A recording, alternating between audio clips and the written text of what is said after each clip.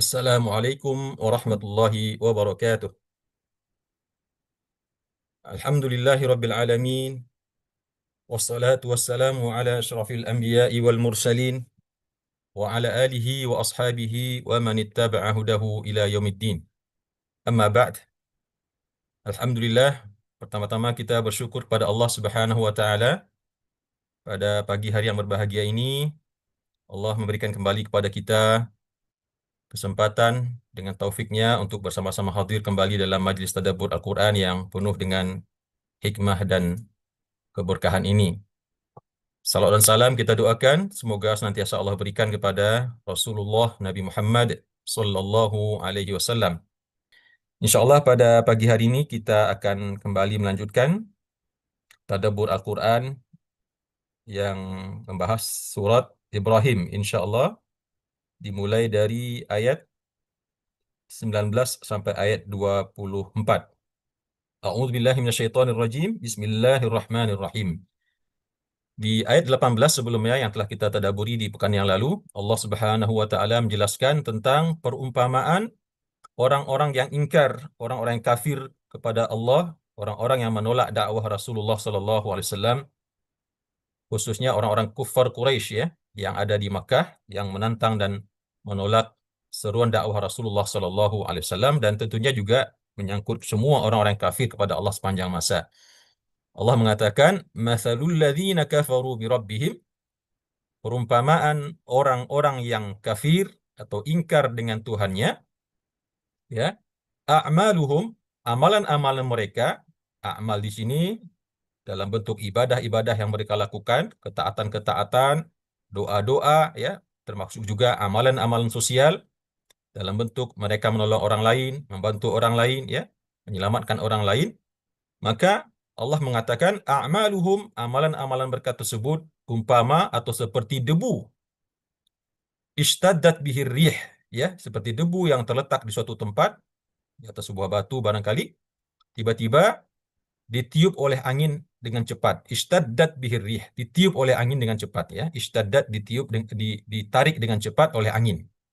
Fi yaumin asif, pada hari yang saat itu angin sedang bertiup kencang. Yaumin asif ini biasanya hari musim gugur, perpindahan antara musim panas ke musim dingin. Nah, itu adalah hari-hari di mana angin bertiup sangat kencang.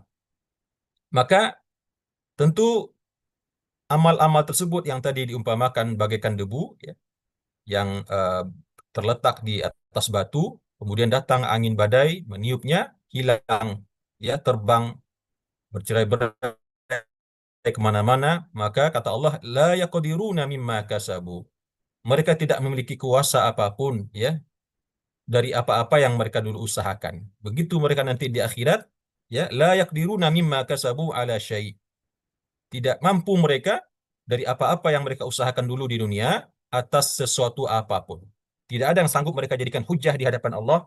Tidak ada sesuatu apapun yang bisa menyelamatkan mereka daripada siksaan neraka jahanam yang akan diberikan kepada mereka. Karena amal-amal mereka tersebut, betapapun banyaknya, betapapun berkualitasnya, ya, betapapun bermanfaatnya, baik dari bagi mereka maupun bagi manusia yang lain, tidak ada nilainya sama sekali karena tidak dilandaskan dengan tauhid.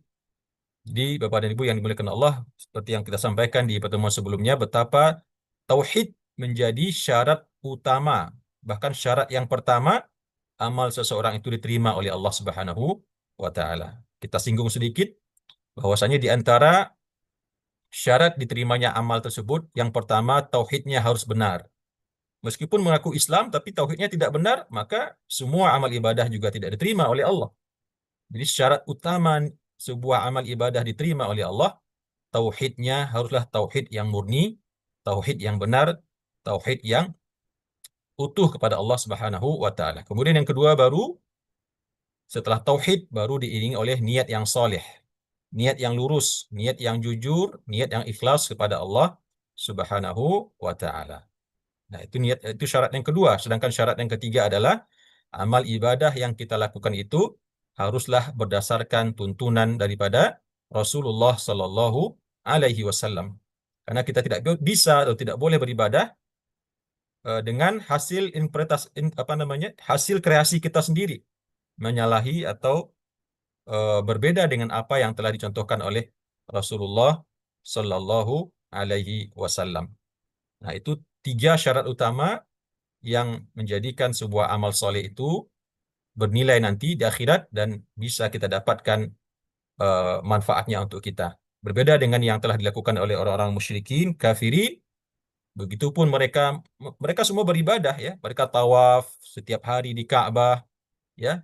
Mereka juga mungkin berzikir menyebut nama Tuhan-Tuhan mereka. Mereka juga setiap hari memberikan makanan dan minuman kepada orang-orang yang datang berhaji dari segala macam arah di sekitar Jazirah Arab. Mereka juga orang-orang yang berbuat baik kepada tetangganya, kepada keluarganya, tetapi semuanya tidak ada nilainya di sisi Allah Subhanahu wa taala. Kemudian kata Allah, "Dzalika huwad dhalalul ba'id." Yang demikian itu adalah kesesatan yang sangat jauh, ya. Kesesatan yang sangat jauh. Kemudian di ayat yang selanjutnya, Bapak dan Ibu yang dimuliakan Allah, Allah Subhanahu wa taala bertanya kepada Rasulullah Sallallahu Alaihi Wasallam, ya. Tapi maksudnya bukan bertanya berarti Nabi Muhammad itu tidak tahu. Bukan bertanya dalam artian Nabi Muhammad bodoh, tidak. Tetapi bertanya dalam rangka supaya pertanyaan ini disampaikan kepada umatnya, ya. Allah berkata, "Alam tara anna Allah khalaqas samawati wal arda bil haqqi?" Tidakkah engkau tidakkah engkau melihat, wahai Muhammad, karena di sini satu orang yang ditanyakan, ya. Alam tara, bukan alam tarau, ya. Kalau ditanyakan alam tarau berarti kalian, tetapi alam tara berarti tujuannya kepada Nabi Muhammad sallallahu alaihi wasallam.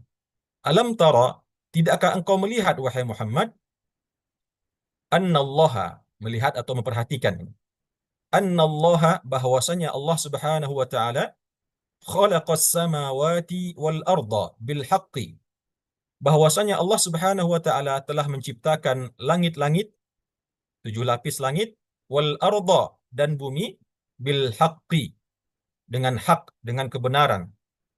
Dengan hak di sini maksudnya dengan sempurna, dengan tatanan yang rapi, ya, dengan bentuk yang lengkap, eh, cocok untuk kehidupan manusia, ya. Langit-langit yang ditopang dengan tiang-tiang yang tidak bisa kita lihat, dihiasi dengan bintang-bintang, bulan, matahari, galaksi-galaksi, dan seterusnya. Demikian juga bumi dengan segala keajaibannya, ada lautnya, ada jurangnya, ada danaunya, ada eh, mineral-mineral di dalam perutnya, ya, dan segala macam isinya. Semua Allah ciptakan bil haqq, tidak dengan sia-sia, ya. Ma khalaqta hadza batilan subhanaka faqina azabannar. Allah mengatakan, Allah tidak pernah menjadikan apapun dari ciptaannya yang bersifat batil, bersifat sia-sia. Apapun yang Allah ciptakan pasti ada tujuan dan hikmahnya. Itu yang dimaksud dengan bil haqq. Iyasha yuzhibukum, jika dia menghendaki, yuzhibukum, dia bisa membinasakan kalian. Jika Allah menghendaki, dia bisa membinasakan kalian, menghancurkan kalian, ya, menurunkan kepada kalian azab, memusnahkan kalian dengan sebuah azab sebagaimana yang dulu diberikan kepada nabi-nabi yang sebelumnya. Wa ya'ti bi khalqin jadid, dan kemudian dia datang dengan wa ya'ti bi khalqin jadid, dan kemudian datang dengan makhluk yang baru. Nah, itu menandakan kemahakuasaan Allah Subhanahu wa taala. Nah, tapi kenapa Allah mengatakan atau bertanya kepada Rasulullah, padahal Rasulullah tentu tahu dengan apa yang Allah tanyakan ini, ya. Dan tentu tidak ada sedikit pun perkara yang nampak dari Rasulullah yang menandakan beliau enggan, ya, beribadah kepadanya, sehingga Allah sampai mengatakan, kalau dia menghendaki, Allah bisa memusnahkan kalian dan mendatangkan makhluk yang baru. Maka yang pertama seperti yang tadi kita jelaskan, agar ini disampaikan, didengar oleh oleh para umatnya dari kaum kufar Quraisy, ya. Yang mana kalau Allah berkehendak, semua yang Allah inginkan akan dia musnahkan, ya, baik yang beribadah kepadanya, yang tidak beribadah kepadanya. Karena bagi Allah, ibadah orang yang beribadah, meskipun seluruh penduduk bumi ini, jinnya, manusianya, serentak semua kompak beribadah dengan bentuk yang setakwa-takwanya ibadah, sungguh semua itu tidak akan ada pengaruhnya bagi Allah Subhanahu wa taala. Dan juga sebaliknya, kalau semua makhluk dari jin dan manusia semuanya kompak sejak zaman Nabi Adam sampai manusia yang tercipta hari ini untuk bermaksiat kepada Allah, sungguh sedikit pun tidak akan mengurangi kekuasaan Allah Subhanahu wa taala. Kemudian yang kedua, saya juga teringat dengan sebuah hadis Rasulullah sallallahu alaihi wasallam yang membahas tentang bagaimana Allah itu sangat mencintai orang-orang yang bertaubat, ya. Sangat mencintai orang-orang yang bertaubat, mohon ampun kepada Allah Subhanahu wa taala. Dalam riwayat tersebut dikatakan oleh Rasulullah bahwasanya Allah mengatakan kalau seandainya manusia, ya, terutamanya umat Nabi Muhammad sallallahu alaihi wasallam yang banyak berbuat maksiat, banyak berdosa, tidak mau mereka bertaubat kepada Allah, ya, apakah karena kesombongannya atau mungkin karena mengira Allah tidak akan mengampuni dosanya sehingga dia malas atau takut atau tidak mau bertaubat, maka yang akan Allah lakukan adalah Allah akan memusnahkan mereka semua, ya, yang hamba-hamba yang beriman tadi yang banyak berbuat dosa tapi tidak mau bertobat, lalu Allah datangkan kaum yang baru, yang mana pekerjaan kaum yang baru tersebut berdosa hari ini, besok bertaubat, berdosa lagi, bertaubat lagi, berdosa lagi, bertaubat lagi, sampai manusia-manusia tersebut bosan bertaubat kepada Allah atau bosan berdosa kepada Allah, sementara Allah tidak pernah bosan memberikan taubat kepada hambanya. Jadi, begitu pentingnya kita bertaubat, karena kalau kita tidak bertaubat, justru Allah akan binasakan kita dan diganti dengan umat yang lain yang berdosa sepanjang hari, tapi mereka mau bertaubat kepada Allah, kemudian berdosa kembali dan bertaubat kembali, dan begitulah seterusnya. Jadi sampai ajal menjumpai kita, tidak ada kata berhenti, tidak ada kata tertutup untuk pintu taubat daripada Allah Subhanahu wa taala. Iyyasha yudhibukum wa ya'ti bi khalqin jadid. Jika Allah menghendaki, karena Allah lah yang maha kuasa menciptakan semua yang ada di dunia ini. Jadi kalau Allah menghendaki, kalian bisa dibinasakan semua, ya, terutama ini tentu maksudnya kepada orang-orang kafir Quraisy, dan Allah datangkan lagi dengan makhluk ciptaannya yang lain. Jadi kalian tidak begitu berharga sebetulnya bagi Allah. Kalian mau beriman, alhamdulillah. Nggak mau beriman, Allah binasakan kalian. Itu tidak akan membuat Allah sedih, ya. Sebagaimana sedihnya manusia begitu selesai membuat sebuah karya, ya, yang telah dia buat dengan susah payah, kemudian tiba-tiba hancur binasa, mungkin ada perasaan sedih, tapi bagi Allah semua itu tidak ada sama sekali. Allah sanggup mendatangkan kaum yang lebih baik lagi dari yang telah dia musnahkan tersebut. Baik, kemudian di ayat yang selanjutnya, Bapak dan Ibu rahimakumullah, ya, wa ma dzalika 'ala Allahi bi'aziz, demikian itu maksudnya memusnahkan manusia-manusia yang ada dan menggantinya dengan manusia-manusia yang baru. Wa ma dzalika 'ala Allahi bi'aziz, yang demikian itu bagi Allah tidaklah sukar, tidaklah mudah, ya, tidaklah sukar, tidaklah payah, tidaklah susah, ya, mudah bagi Allah. Dan juga bisa diartikan di sini, dan tidaklah yang demikian itu bagi Allah terlalu apa namanya, ya, terlalu membuat Allah itu berkecil hati gitu. Jadi tidak terlalu berharga bagi kalian, bagi Allah kalian tersebut. Wa ma dzalika 'ala Allahi bi'aziz, atau bisa juga kita artikan seperti tertulis di sini, dan tidaklah yang demikian itu bagi Allah terlalu mudah atau terlalu sukar atau terlalu sulit untuk menghilangkan kalian dan kemudian menciptakan lagi makhluk-makhluk yang baru setelah itu. Kemudian di ayat yang selanjutnya, Bapak dan Ibu yang dimuliakan Allah, Allah Subhanahu wa taala menjelaskan wa barazu lillahi jami'a, ya, wa barazu lillahi jami'a. Di sini Allah menjelaskan tentang bagaimana nanti keadaan orang-orang kafir tersebut di akhirat, di yaumil qiyamah. Wa barazu lillahi jami'a, setelah semua makhluk, ya, setelah semua makhluk termasuk orang-orang kafirin, musyrikin, munafikin dan mukminin, maka wa barazu lillahi jami'a, ya, terutama yang dimaksud di sini adalah orang-orang musyrikin, ya, dan barazu lillahi, dan menghadaplah mereka semua kepada Allah semuanya, ya. Barazu di sini artinya menjadi nampak mereka, menjadi terbongkar semua dari kuburnya, terhambur semua ke atas permukaan bumi ketika malaikat Israfil meniup sangkakala yang kedua, yang mana pada saat itu semua isi bumi ini dikeluarkan kembali, ya. Semua manusia yang pernah hidup sejak zaman Nabi Adam sampai manusia yang terakhir meninggal pada saat hari kiamat semuanya terbongkar, bumi semua kuburan terbelah, ya, setelah sebelumnya Allah turunkan sebuah hujan, ya, hujan yang kemudian masuk ke dalam kubur-kubur manusia, yang kemudian air hujan tersebut pertama kali menyentuh tulang tulang ekor namanya, ya, tulang ekornya manusia, dan ketika air hujan tersebut menyentuh tulang ekor semua makhluk, maka pada saat itulah Allah perintahkan kepada semua arwah-arwah yang berada di alam arwah untuk kembali ke tubuhnya di dunia dulu masing-masing. Dan seketika itu terjadi gempa yang sangat dahsyat sehingga bumi pun memuntahkan semua apa yang ada di dalam perutnya, dan terbongkarlah semua kuburan-kuburan, berhampuran semua ke atas. Maka ini yang dimaksud dengan wabarazu lillahi jami'a. Mereka semua menjadi nyata jelas menghadap Allah Subhanahu wa taala, bahkan termasuk juga hewan-hewan, ya. Hewan-hewan yang pernah ada di dunia ini. Maka kata Allah, faqala ad-du'afa'u lilladzina istakbaru. Ya. Dan ini tentu dipersingkat ceritanya setelah mereka eh, dimasukkan ke dalam neraka oleh Allah. Setelah melalui fase-fase di hari kiamat, mulai daripada yaumul hisab, mulai daripada syafa'ah, kemudian juga berlanjut kepada mizan, dari mizan nyambung ke al-ardul muslimah, negeri dataran yang gelap. Setelah itu pindah lagi ke siratal mustaqim, dari siratal mustaqim pindah lagi ke al-qintarah, dari al-qintarah baru kalau dia mukmin dia masuk ke dalam surga. Kalau kafir tadi sudah berakhir perjalanannya di jembatan Siratal Mustaqim, karena di bawahnya adalah neraka Jahannam yang sangat dalam. Maka faqala ad-du'afa'u lilladzina istakbaru. Berkatalah orang-orang yang lemah kepada orang-orang yang sombong. Maksudnya orang-orang lemah di sini siapa Bapak dan Ibu? Maksudnya adalah orang-orang yang dulu mengikuti mereka. Orang-orang yang sebetulnya bukan lemah karena takut, ya.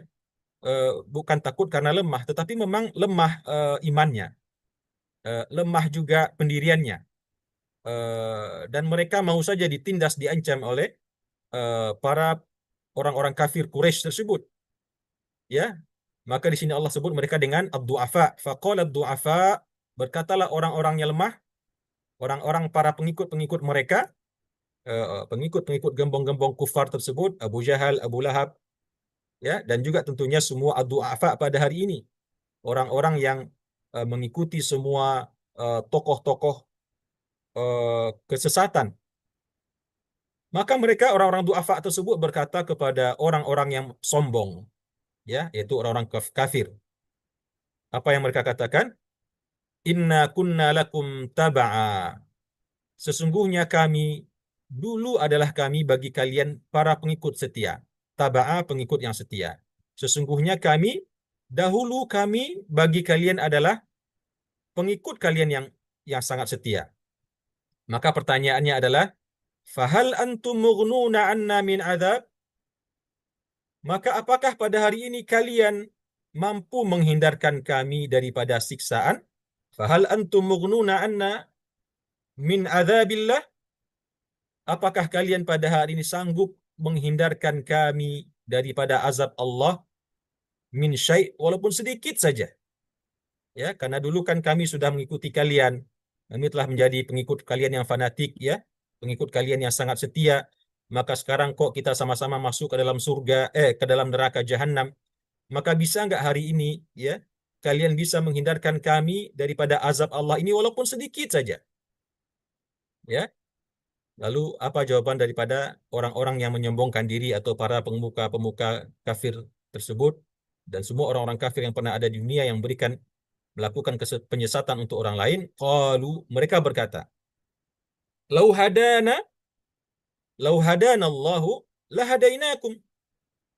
Ya, kalau Allah menunjuki kami, tentu kami memberi petunjuk kepada kalian. Nah, di sini maksudnya kalau Allah memberi cara atau memberitahu kami cara untuk selamat daripada azab ini, maka tentu kami akan menunjuki kalian. Kami nggak akan lupa sama kalian. Ya, tenang saja. Ya, lau hadan Allahu lahadainakum. Ya, tenang ya, tenang kawan. Kalau seandainya nanti Allah kasih tahu kami bagaimana cara supaya bisa selamat daripada azaban ini, pasti kami akan tunjuki kalian. Ya, kalian pengikut kami dulu yang setia. Tenang, kami tidak akan lupa. Ya, begitu perbincangan mereka di dalam eh, neraka jahanam. Tetapi apa yang terjadi Bapak dan Ibu? Kata Allah selanjutnya dalam ayat ini, sawaun alaina ajazi'na am sabarna. Ya, sawaun alaina ajazi'na am sabarna. Tapi yang terjadi apa? Yang kita lihat, kita sama-sama lihat sawaun alaina, sama saja bagi kita ternyata. Ajazi'na am sabarna. Kita mengeluh atau kita sabar, malana mim mahis. Tidak ada bagi kita tempat untuk melarikan diri. Tidak ada tempat untuk menyelamatkan diri. Ya, kalian kan sama-sama lihat, kita mengeluh, kita mengaduh, ya, kita meraung, berteriak, ya, kesakitan. Tidak ada yang kasihan. Am sabarna, atau kita diam saja, ya, kita tidak mengeluh, kita terima dengan tabah, ya. Barangkali mereka hibah melihat karena kita tabah, tetapi tidak ada juga yang datang memberikan pertolongan. Malana mim mahis, tidak ada tempat kita melarikan diri. Jadi kalau dalam sebuah riwayat atau beberapa riwayat dalam kitab tafsir At-Tabari, Bapak dan Ibu, di antara mereka orang-orang kafir ini ada yang menyampaikan ide mereka, kalau seandainya dulu mereka berkata orang-orang beriman di dunia, ya, beriman kepada Islam, beriman kepada Muhammad, beriman kepada nabi-nabi mereka itu dulu sabar di dunia dengan dengan amal soleh yang mereka lakukan, sabar di dunia dengan segala macam siksaan yang mereka terima daripada orang-orang yang menzalimi mereka, sabar dulu di dunia menahan hawa nafsu daripada godaan-godaan syahwat, sehingga mereka hari ini mendapatkan kenikmatan, mendapatkan surga. Maka barangkali hari ini kalau kita tunjukkan juga kepada Allah, kita tunjukkan juga kepada para malaikat-malaikat yang menjaga di sini, kita sabar, yuk, kita kompak sama-sama sabar, kita tidak usah bersuara, ya. Kita terlihat seperti orang yang tabah begitu, ya. Barangkali mereka kasihan karena kita sabar, ya, dan barangkali kesabaran kita itu akan menolong kita. Tetapi ternyata apa kesimpulannya? Nah, ini yang mereka katakan, sawaun alaina ajazi'na am sabarna. Ternyata sama saja bagi kita. Kita mengeluh malah makin dicambuk. Kita mengaduh malah makin disiram dengan air panas, dengan timah besi yang menggelegak. Kita berteriak malah makin dihantam dengan palu. Tetapi kita sabar pun sama saja. Tetap diberikan azab yang berlipat-lipat. Ya, bisa kita bayangkan tentunya Bapak dan Ibu, ya, betapa situasi yang mereka hadapi di dalam dasar neraka jahanam tersebut, wal iyazubillah. Malana mim mahis. Ya, tidak ada bagi kita tempat melarikan diri untuk menyelamatkan diri dari keadaan ini. Wal iyazubillah. Kemudian, nah, di sini giliran syaitan lagi. Kalau tadi yang berkata orang-orang petinggi-petinggi kafir, para gembong-gembong kesesatan, orang-orang yang dulu tampil di dunia menyesatkan manusia pagi, siang, sore, dan malam dengan segala perangai dan perbuatannya dan propaganda yang dia berikan, maka sekarang tampillah giliran dedengkotnya, ya, yang menyebabkan manusia banyak masuk ke dalam neraka jahanam. Wa qala syaitanu. Syaitan di sini berkatalah syaitan, syaitan atau iblis, ya. Wa qala syaitan lamma qudiyal amru. Berkatalah syaitan atau iblis lamma qudiyal amru, tatkala telah ditetapkan semua perkara. Artinya telah ditetapkan siapa yang masuk surga dan siapa yang masuk ke dalam neraka. Jadi setelah semua orang masuk surga dan setelah semua orang yang berhak masuk neraka, maka berkatalah syaitan. Apa kata syaitan? Innallaha wa'adakum wa'dal haqqi. Sesungguhnya Allah, ya, sesungguhnya Allah dulu di dunia, wa'adakum wa'dal haqqi.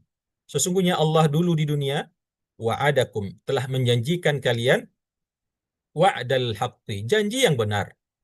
Allah dulu telah berjanji di dunia, siapa yang taat kepadanya, siapa yang beramal soleh, bertakwa kepadanya, Allah berikan pahala, Allah berikan ganjaran yang setimpal, Allah berikan ujungnya adalah surga Jannatun Naim. Itu janji Allah dulu kan, kata kata syaitan. Dan sebaliknya, siapa yang ingkar kafir, bermaksiat kepadanya, Allah juga sudah janjikan dulu di dunia dengan janji yang benar bahwasanya semua akan mendapatkan ganjarannya, ya, masuk ke dalam neraka. Wa wa'adtukum, saya juga berjanji dulu di dunia, ya. Saya juga dulu berjanji di dunia, saya sampaikan, ya. Silahkan ikuti hawa nafsu, nggak ada insya Allah surga apa? Akhirat itu tidak ada, surga itu bohong, surga itu bohong, ya. Neraka itu omong kosong.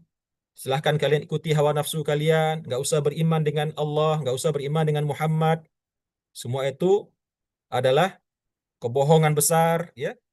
Tetapi yang terjadi apa? Wa wa'adtukum fa akhlaftukum. Aku dulu berjanji kepada kalian akan memberikan kepada kalian kesenangan, ya, kenikmatan, tetapi malah fa akhlaftukum, tetapi aku menyalahi janjiku. Sorry ya, bro, gitu ya. Sorry ya. Sorry ya, Mas, sorry ya, Mbak, ya.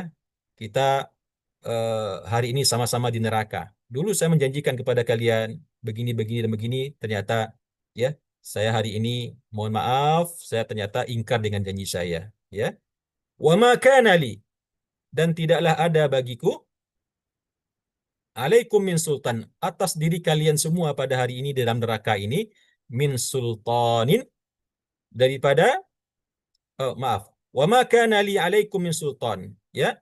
Dan sebetulnya tiada adalah bagiku dulu di dunia atas diri kalian berupa kekuasaan. Maksudnya apa? Wa ma kana li alaikum min sultan. Ini iblis sedang berkilah di sini Bapak dan Ibu, ya. Sedang berkilah, sedang mencari-cari alasan, ya.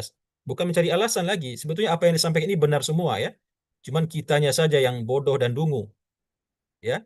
Kata iblis, "Wa ma kana li alaikum min sultan." Dulu di dunia, ya, setelah tadi dia mengatakan aku Allah berjanji dengan janji yang benar dan Allah tepati.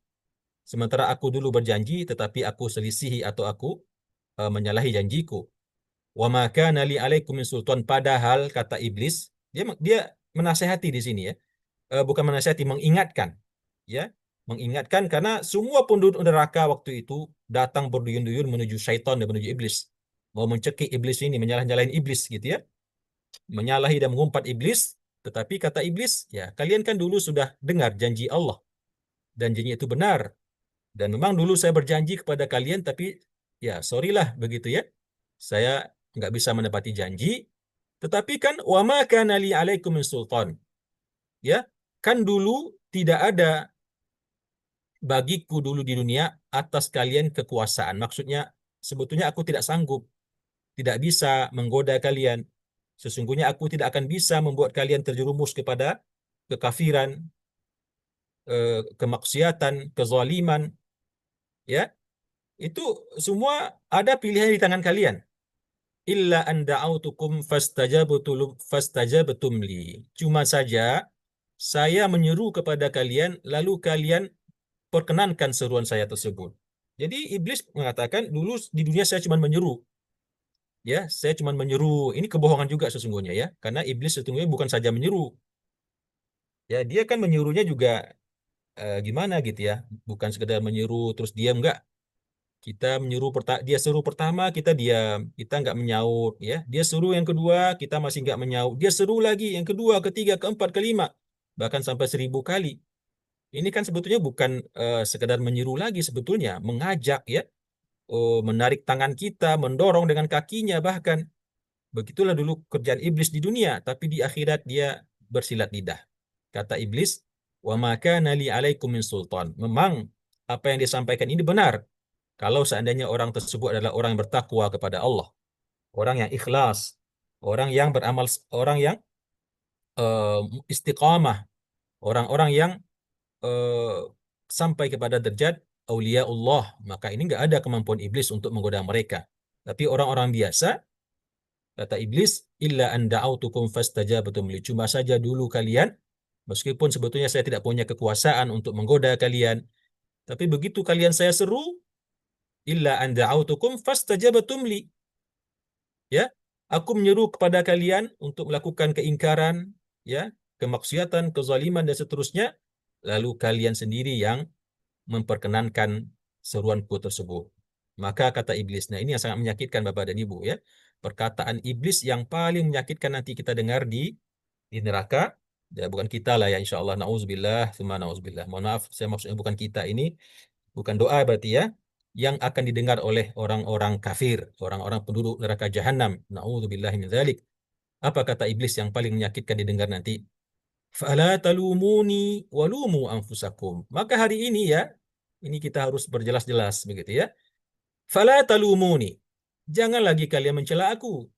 Jangan demo kepadaku, jangan menuntut kepadaku. Fala talumuni. Jangan mencela aku, jangan nyalahin aku, wahai kawan. Ya, kita sama-sama diazab sekarang. Saya pun juga sibuk dengan diri saya sendiri, ya, menahan azab. Tetapi walumu anfusakum, tetapi celalah diri kalian. Umpatlah diri kalian sendiri, salahkan diri kalian sekali, tepuklah jidat dan muka kalian sendiri. Betapa bodohnya aku dulu di dunia mau mengikuti ajakan si iblis laknatullah ini, yang kurang ajar ini, ya, keparat ini, dan segala macam umpatan dia sampaikan. Tetapi iblis mengatakan, awas ya, jangan macam-macam, ya. Nanti bisa berantem malah di neraka jahanam, dicekik oleh iblis yang begitu besar badannya, begitu kuat. Jadi di sini iblis di samping menyelamatkan diri bersilat lidah, tapi ngancam juga ya, sambil membelalakkan matanya, mengatakan kepada teman-temannya dari kalangan manusia dan jin yang coba-coba menyalahkan dirinya, dia mengatakan fala talumuni walumu anfusakum. Jangan kalian mencela aku hari ini lagi dan seterusnya, walumu anfusakum, dan celalah diri kalian semua, betapa bodohnya aku dulu, betapa dungunya aku dulu, mau saja mengikuti ajakan bisikan si iblis keparat laknatullah ini. Nauzubillah min dzalik. Lalu kata iblis, ma ana bimusrikhikum. Aku tidak akan bisa menolong kalian semua. Wa ma antum bimusrikhi. Dan kalian juga tidak akan bisa menolongku. Jadi kita sama-sama nggak bisa menolong. Ya, kita sama-sama tidak bisa menolong. Aku tidak bisa menolong kalian, dan kalian juga tidak bisa menolongku. Inni kafartu bima asyraktumuni min qablu. Sesungguhnya aku mengingkari dengan apa-apa yang kalian persekutukan aku dengannya sebelumnya. Ya, inni kafartu bima asyraktumuni min qablu. Sesungguhnya aku telah kafir dengan apa-apa yang dulu kalian persekutukan dia dengan aku. Artinya dengan Allah. Dia mengaku di sini bahwasanya dia dulu telah kafir kepada Allah Subhanahu wa taala ya sebelumnya. Innal zalimina lahum adzabun alim. Nah, di sini iblis ternyata gentleman juga ya. Iblis ini gentleman. Dulu di dunia saya telah kafir kepada Allah, ingkar kepadanya, tidak mau sujud pada Adam ketika dia perintahkan, malah memilih jalan yang sesat, menerima kutukan Allah, dan bahkan dengan sombong menantang Allah untuk menggoda anak cucu Adam. Maka aku akui hari ini aku telah kafir dengan apa-apa yang dulu kalian persekutukan aku dengannya. Maksudnya kalian dulu di dunia mempersekutukan Allah dengan mengikuti ajakanku, mengikuti rayuanku, dan menyembahku. Maka kata iblis, innal zalimina lahum adzabun alim. Sesungguhnya orang-orang yang zalim, bagi mereka itu ada azab yang sangat pedih. Ya, di sini iblis mengakui semuanya dan sudah siap, ya. Jadi iblis di sini gentleman, ya. Ya, dia sudah siap. Ya, mungkin ada di antara kita Bapak Ibu yang mengatakan, oh tentu ya, kan iblis terbuat dari api, ya. Oh, kalau dia dari api yang akan membakarnya juga api, berarti dia nggak akan kesakitan dong kalau begitu, ya. Karena api dengan api kan mungkin nggak merasakan apa-apa. Tapi ternyata tidak demikian Bapak dan Ibu, ya.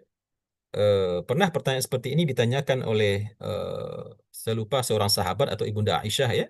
Bagaimana nanti iblis disiksa di neraka? Karena neraka itu isinya api dan sementara iblis juga api, ya.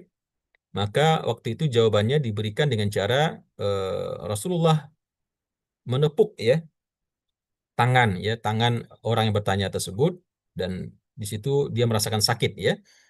Nah, kata Rasulullah, bukankah yang menepuknya juga daging dan yang ditepuknya juga daging? Sama-sama daging, tapi kenapa sakit? Nah, begitu pula lah nanti di akhirat, api bertemu dengan api saling menyiksa atau saling memukul, tidak saling lah, ya. Yang lebih kuat memukul, maka tentu api yang iblis itu, eh, tubuhnya iblis yang dari api itu juga akan merasakan sakit yang luar biasa, meskipun dia juga api, ya. Dan semua tentu dengan izin Allah Subhanahu wa Ta'ala. Nah, kemudian Bapak dan Ibu yang dimuliakan Allah, di ayat yang selanjutnya Allah menjelaskan wa udkhilal ladina amanu wa amilus solihat. Sebaliknya Allah di sini menceritakan tentang orang-orang yang beriman dan dimasukkanlah orang-orang yang beriman dan beramal soleh, ya, ke dalam surga-surga tajri min tahtihal anhar, yang mengalir di bawahnya sungai-sungai, ya. Nah, di sini kita lihat ada satu poin yang sangat penting, dan dimasukkan orang-orang yang beriman dan beramal soleh. Bapak Ibu tentu ingat setiap membaca Al-Quran selalu ketemu setelah iman itu amal soleh, ya.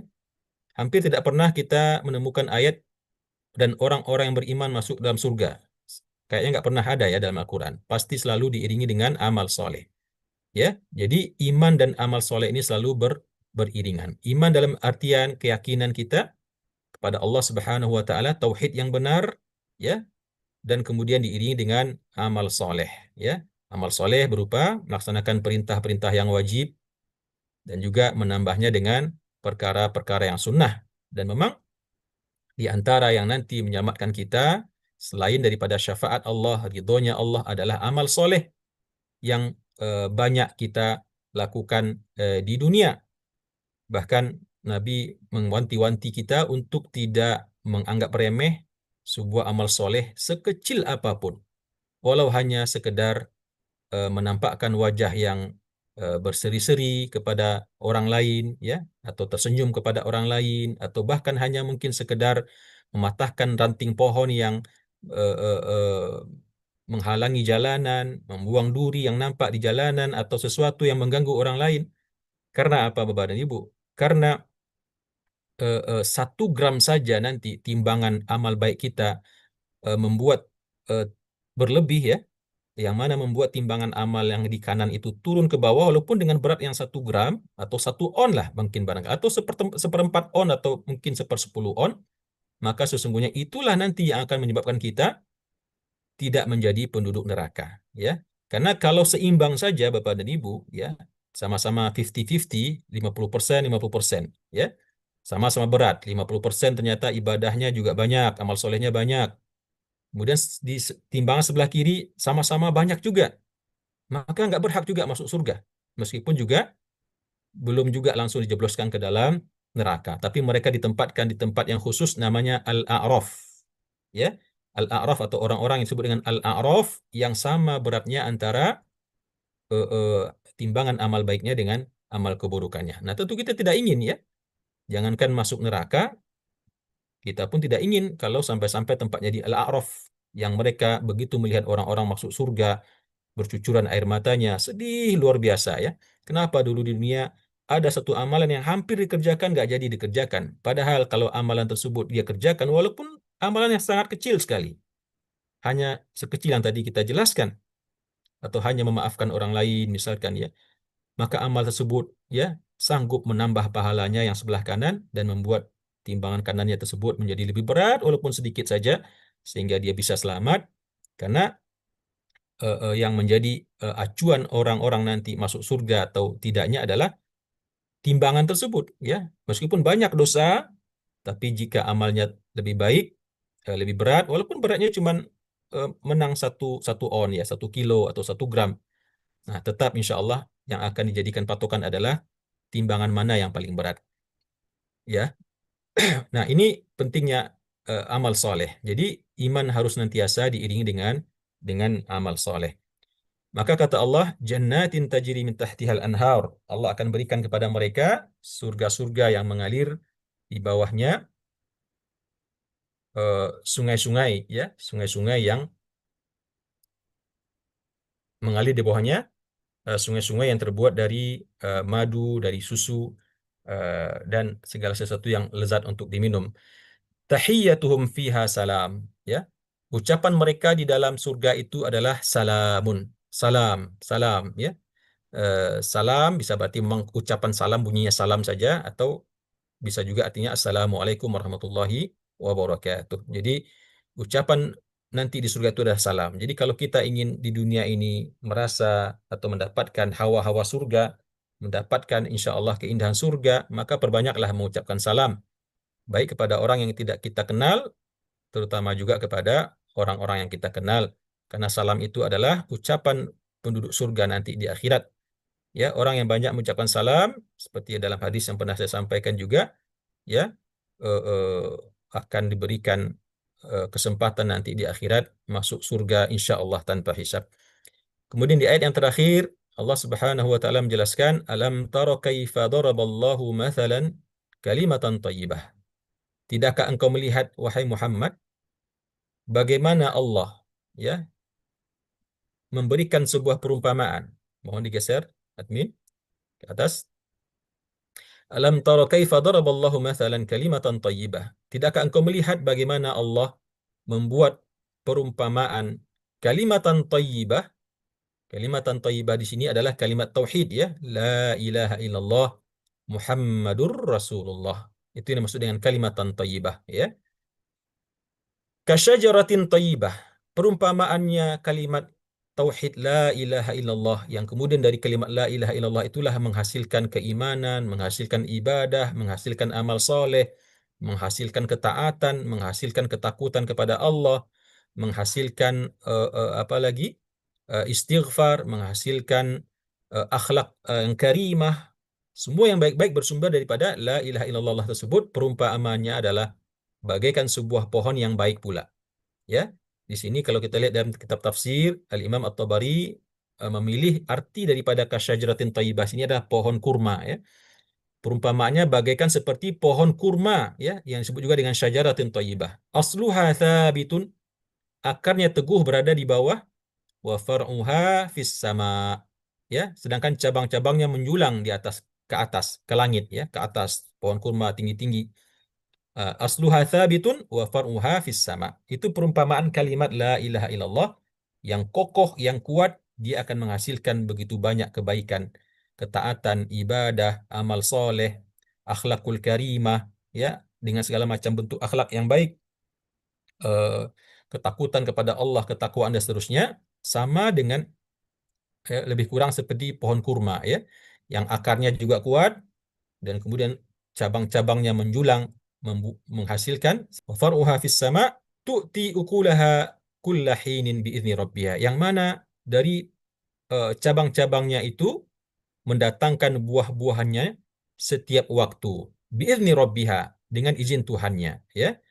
Maksudnya bagaimana setiap waktu? Apakah kurma berbuah sepanjang waktu? Ya, memang pohon kurma tidak matang setiap waktu, Bapak Ibu, ya, tetapi kurma itu di antara kehebatannya adalah segala macam fasenya bisa dimakan. Ketika dia di musim dingin, dia disebut dengan balah, masih kurma muda, ya. Itu ada namanya balah, ada yang warna merah, ada yang warna kuning, ya. Itu kalau dimakan eh, rasanya renyah sekali, ya, seperti bengkoang rasanya, manis, bahkan lebih manis dari bengkoang. Begitu masuk musim gugur, dia berubah lagi menjadi rutop, ya, sudah agak sedikit lunak. Dan begitu masuk musim panas, baru dia berubah menjadi eh, eh, apa namanya? eh, Tamar, ya, tamar, kurma yang biasa kita makan oleh-oleh dari umroh atau haji tersebut. Nah, jadi sepanjang waktu dia tu'ti ukulaha kullahinin. Dia mendatangkan buah-buahannya untuk dimakan, ya, setiap waktu. Sepanjang tahun menghasilkan sesuatu yang bermanfaat untuk manusia. Biizni rabbiha, dengan izin Tuhannya. Wa yadribullahu al-amthala lin-nasi la'allahum yatadhakkarun. Dan Allah memberikan perumpamaan-perumpamaan yang banyak bagi manusia, mudah-mudahan mereka menjadi orang-orang yang ingat kepada Allah, ya. Jadi ingat kepada Allah Subhanahu wa taala. Itu tadi perumpamaan kalimatan thayyibah, kalimat yang baik, yaitu la ilaha illallah Muhammadur Rasulullah.